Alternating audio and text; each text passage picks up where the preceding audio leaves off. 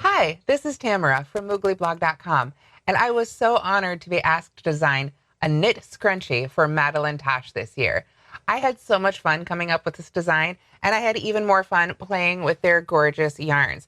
It was Madelinetosh Tosh Vintage is what I used. You can see some of the skeins here, some of the ones I didn't get a chance to use yet, but this is a really gorgeous yarn, and it was so much fun to play with. It's a 3 lightweight yarn, and I used just a little bit of one skein to make this gorgeous knit scrunchie. I love this beautiful mustardy color, and I'm going to demonstrate some of the stitches and how to get started with this one right now. So let's take a closer look at this Madelinetosh knit scrunchie. To make this scrunchie, I used 5.5 millimeter DPNs and, of course, a hairband. You can use a thick hairband, a thin hairband, whatever size you like, whatever works best for your hair. It's a pretty simple technique with mostly basic stitches.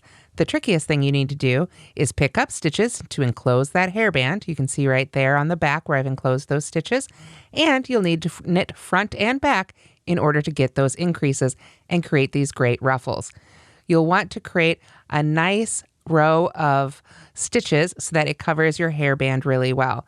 I used 50 stitches, but you can use whatever number of stitches you like to make sure it covers your size of hairband.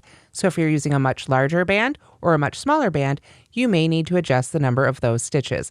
Again, whatever gives it a nice cover when you stretch that band out and lets it stretch out so you can get it around your hair and create those great looks. So to make this scrunchie, I distributed my stitches evenly across 3 DPNs to work in the round. And I have knit 5 rows of stockinette before it's time to enclose that hairband. So enclosing this hairband is probably the trickiest part, but it's not very difficult really. Mostly we want to bring, let me go ahead and put this down here for a second. We're going to be bringing that first row we made up to the current row so that we can knit through both. We'll be knitting through our current stitches and these while enclosing that hairband in between.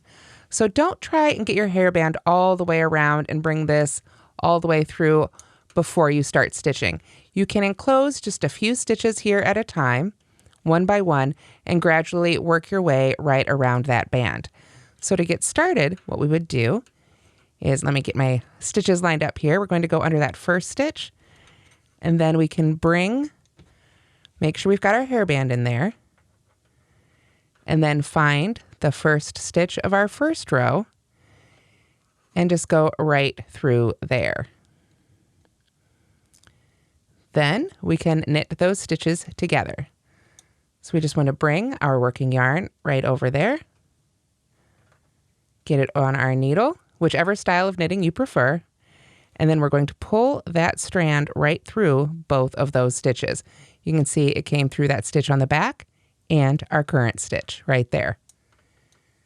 So there is our first one. Then we just continue to knit through our current stitches on our needle and find that next stitch there of our cast on row, making sure again that we've got our hairband trapped in between, and then we can just continue to knit on around, and that will enclose that hairband all the way around. After that, we simply knit front and back in each stitch around for several rows until we've got the size of scrunchie we need. And then, of course, you can cast off and have a beautiful knit scrunchie. So that's how to knit this beautiful knit scrunchie with Madelinetosh Tosh Vintage. This is such a gorgeous yarn. It's beautiful to work with, and I think you'll really enjoy making this scrunchie. It's got a lot of wiggles and life, and it's just so much fun to make and simpler than you might think. So thanks so much for watching, and don't forget to check out more of Madelinetosh's designs.